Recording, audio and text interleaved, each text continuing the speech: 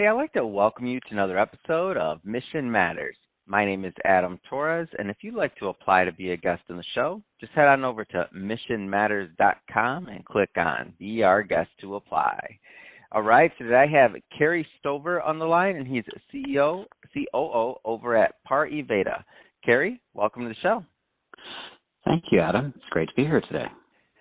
All right, Kerry, so excited to get into Pariveda and really how you're helping your clients succeed. But before we get into that, we'll start this episode the way that we start them all with our Mission Matters Minute. So, Kerry, we at Mission Matters, we amplify stories for entrepreneurs, executives, and experts. That's our mission. Kerry, what mission matters to you?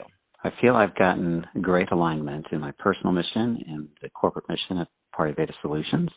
At Pariveda, I'm the COO, and I'm responsible for sales and delivery of consulting services, but essentially our firm is about developing people towards their fullest potential. We work and look at the view of people not as our employees only, but as everyone we come in contact, our clients, our partners in the community, and even those in which we go and serve in the community. So developing people is at the core of what we do. We just use consulting as an outlet for finding nettlesome problems that are pretty valuable for clients if we can solve them, and clients look for curious, intelligent, talented people to help them solve solutions.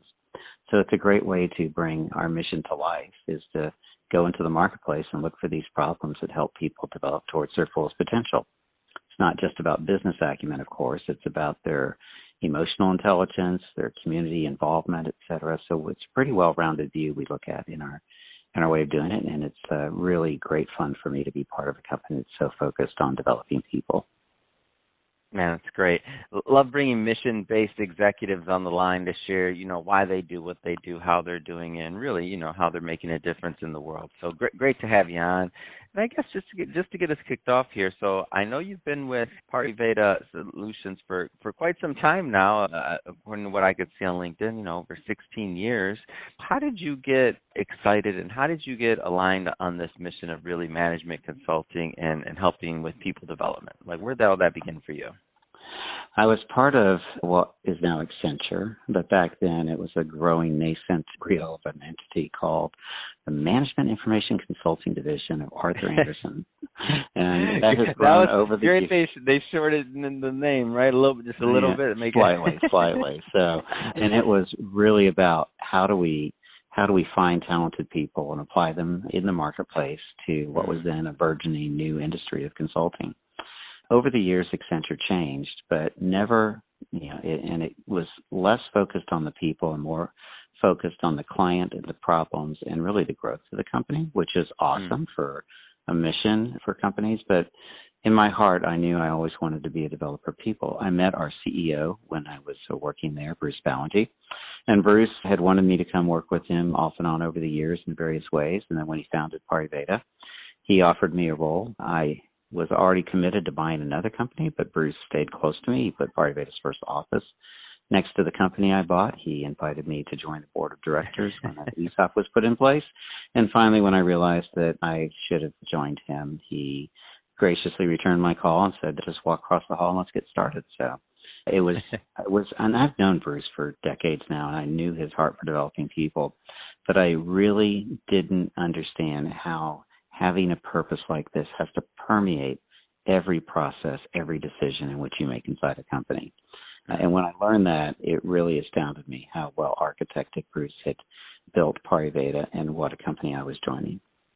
Can you make the distinction, or maybe kind of help us work through this? Because I don't want to assume when you say you're a people development solutions firm, I don't want, when sometimes people are thinking about consulting, they tend to kind of, lump different consultants together. But this is a unique offer, and it's unique what you're doing. So can you maybe elaborate on what that means to be solely focused on people development?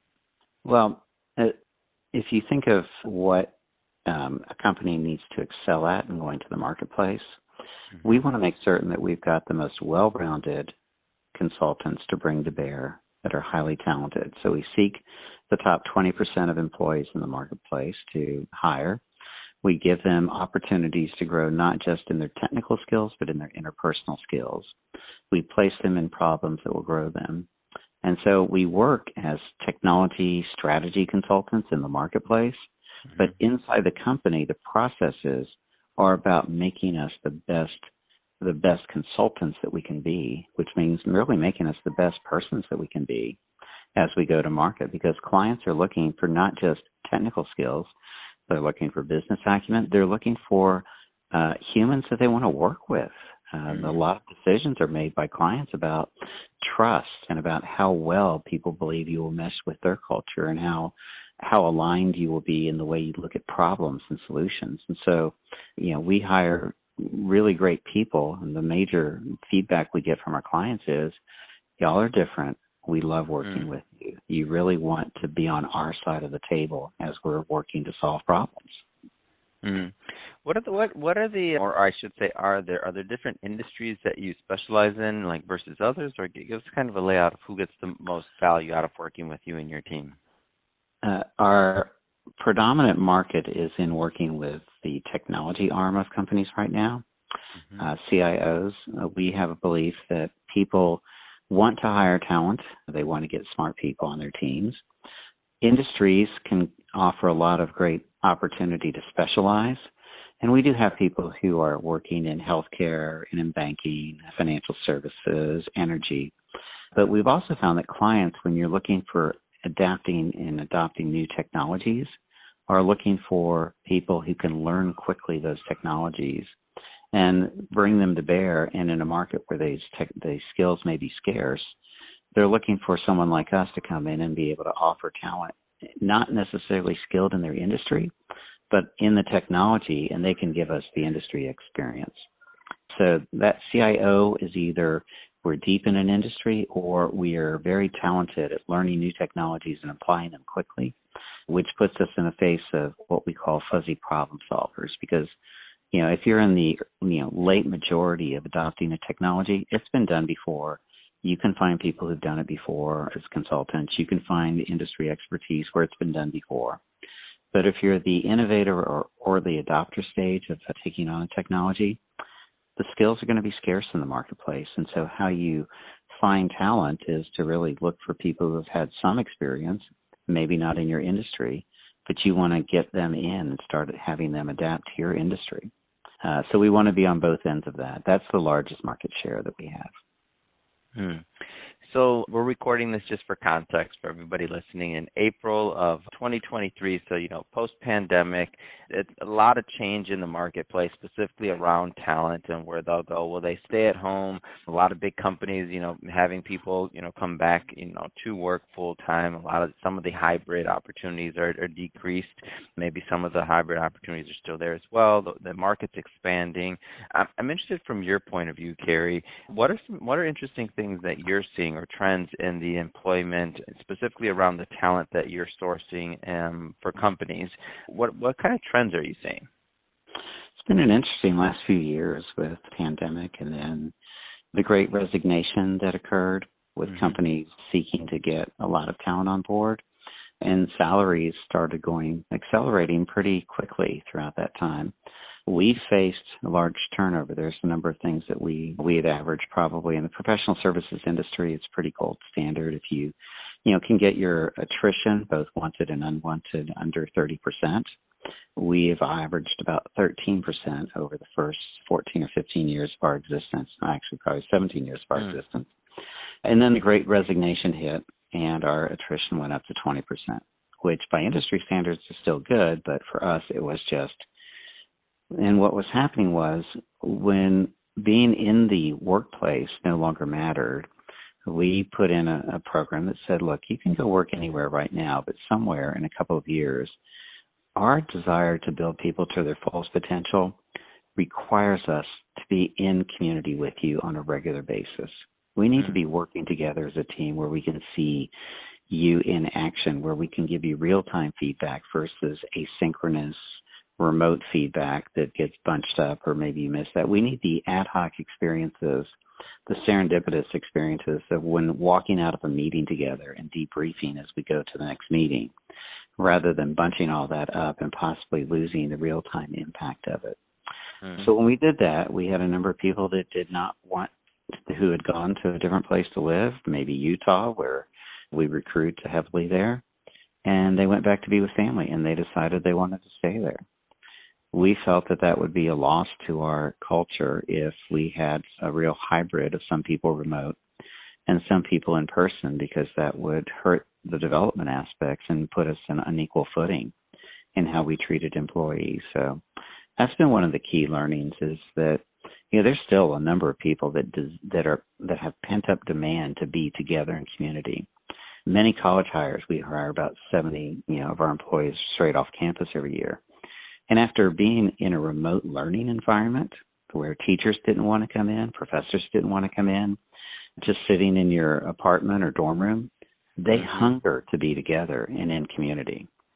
So at least the ones that we found. So we think that there's some change in the way people look at trust, which comes from a new generational shift as millennials enter the buying workforce, that they are going to think about trust a little bit differently as a buyer.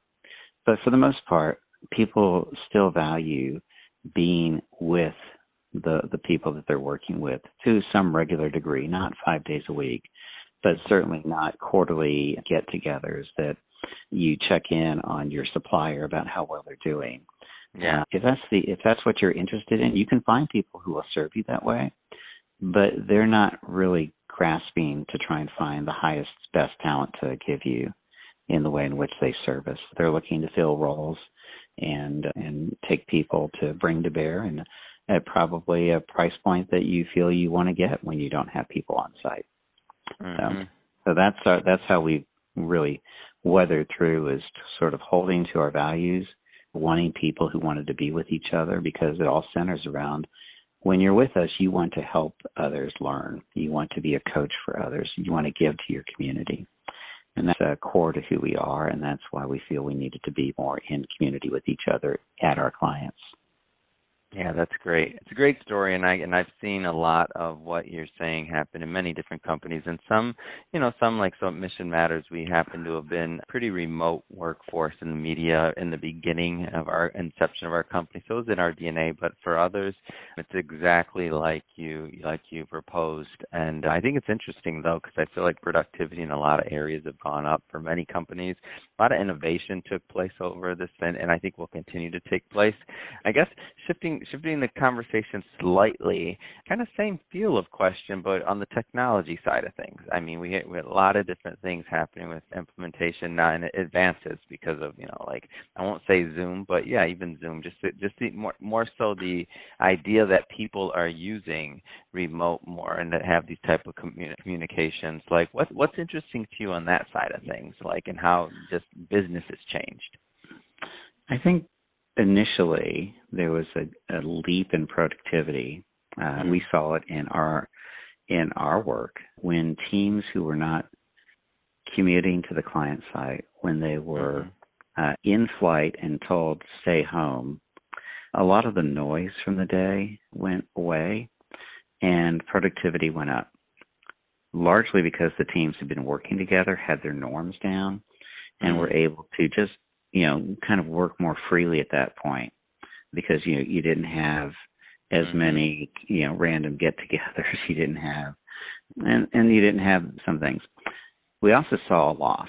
I distinctly remember one now he's a manager, but he was talking to me during the pandemic, and he said, "Kerry," "I just grieve for our younger Finns right now, because I learned how to be a manager by watching the managers around me as they worked. I could hear what they were saying in the cubes next to me. I began to see what kind of problems they were solving and how they thought about them." And people aren't getting that osmosis. I was able to ask them questions real time in a quick break versus trying to use things. Now, Slack is a great tool for getting some instantaneous responses, but you can speak a lot faster than you can type. You can get a quick conversation in and rapidly learn versus have something that's a bit more asynchronous, assuming the other person isn't ready to respond to your Slack message. So there's great tools for creating a productive environment. The question is, what is the outcome you want of that for your people? If the objective is to build experts, I think the technology is allowing us to do that. But if the objective is to be creating fuzzy problem solvers, that is getting hurt in the moment. because the need for collaboration, for the real-time give and get in sort of a communal meeting, I can't tell you how many times people have just said, we could never have had that conversation over Zoom. The ability Yes. to cut in and talk, two people talking at the same time and both making sense to you, that doesn't happen in Zoom. And so we're missing something by that. Doesn't mean it has to happen all the time, but you see, even the biggest tech companies have been pushing back, saying you need to be on site because we need more collaboration. We need time together. No, this has been, well, Kerry, this has been great, getting really a view of what you're doing over at Pariveda, of course, but also your experience as we all, go through this transition, get into this post-pandemic business world and this new paradigm, we'll say. That being said, Kerry, if somebody is watching this or listening to this and they want to follow up and they want to learn more about Pariveda and connect with your team, I mean, what's the best way for them to do that? And we are on the web at parivedasolutions.com. That's P-A-R-I, V as in Victor, E, D as in dog, A, solutions, all one word, .com. And we're also found on LinkedIn, on Twitter, on Instagram, any of the social medias, but the best place to come is the website if you're interested. Or just reach out to me. You can reach me at kerry.stover, and I'll just give my personal gmail.com. If there's anything that you're interested in learning more about just from me and what I do and how I approach it, be glad to answer any questions. Fantastic. And we'll put that information, the website and the show notes, so that our audience can just click on the link and head right on over. And speaking of the audience, if this is your first time with Mission Matters or listening to an episode, we're all about bringing on business owners, entrepreneurs, and executives and having them share their mission, the reason behind their mission and why they do what they do, so we can all learn and grow together. If that's the type of content that sounds interesting or fun or exciting to you, then we welcome you. Hit that subscribe button, because we have many more mission-based individuals coming up on the line, and we don't want you to miss a thing. And Kerry, really, it has been a pleasure. Thanks again for coming on the show. Adam, you're welcome, and I appreciate the time and enjoyed the conversation as well.